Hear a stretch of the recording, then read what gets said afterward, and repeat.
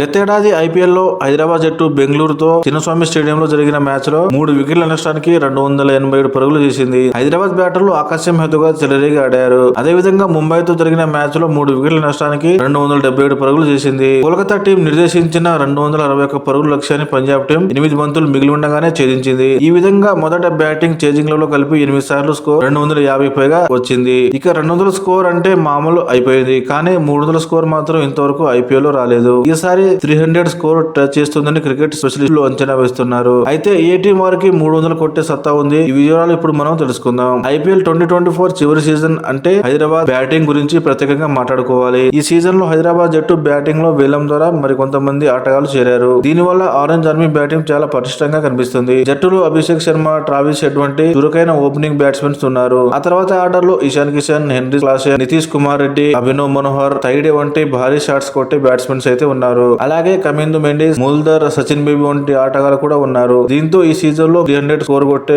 వారు ఈ జట్టులో ఉన్నారనిపిస్తుంది. ఐపీఎల్ 2025 జట్లను పరిశీలిస్తే ముంబై ఇండియన్స్ బ్యాటింగ్ అత్యంత ప్రమాదకరంగా కనిపిస్తుంది. ఈ జట్టులో అనేక అద్భుతమైన హిట్టింగ్ చేయగల బ్యాట్స్మెన్స్ అయితే ఉన్నారు. ఇది జట్టుపై స్పష్టంగా ప్రభావం చూపిస్తుంది. ముంబై బ్యాటింగ్ లైనప్ లో రోహిత్ శర్మతో పాటు ర్యాన్ రికల్టన్, విల్ జాక్స్ వంటి ఓపెనర్లు ఉన్నారు. ఆ తర్వాత తిలక్ వర్మ, సూర్యకుమార్ యాదవ్, కెప్టెన్ హార్దిక్ పాండ్యా వంటి ఆటగాళ్లు ఉన్నారు. వీరితో పాటు దేవాన్ Jacob's, Naman Dhir, robin Minz, Raj అంగర్, Mitchell సార్ట్నర్స్ కూడా బ్యాటింగ్ లో రాణించే ఎబిలిటీ ఉన్నవారు ఉన్నారు. 2022 ఐపీఎల్ లో అడుగుపెట్టిన లక్నో సూపర్ జెయింట్స్ జట్టులో ఈసారి ఖచ్చితంగా చాలా మార్పులు జరిగాయి. కెప్టెన్సీ నుంచి ఆటగాళ్ల వరకు అనేక మార్పులు చోటు చేసుకున్నాయి. రిషబ్ పంత్ కెప్టెన్సీలో లక్నో జట్టు అద్భుతమైన బ్యాటింగ్ లైనప్ లు కలిగి ఉంది. ఇక్కడ Aiden Markram, Mitchell Marsh opening చేయగలరు. ఆ తర్వాత Rishabh Pant, Nicholas Pooran, David Miller వంటి దృఢమైన మిడిల్ ఆర్డర్ బ్యాట్స్మెన్స్ అయితే ఉన్నారు. అలాగే ఆయుష్ బదోని, అబ్దుల్ సమద్, మాథ్యూ బ్రికే వంటి మంచి బ్యాట్స్మెన్స్ కూడా జట్టులో ఉన్నారు. మొత్తం మీద వీళ్ళతో పాటు కోల్కతా టీం కూడా చాలా పటిష్టంగా ఉంది. అయితే ఐపీఎల్ లో ఆడే ఏ జట్లను కూడా తక్కువగా అంచనా వేయదు. తనుదైన రోజున ప్రతి ఒక్క జట్టు చెలరేగి ఆడే అవకాశం అయితే ఉంది.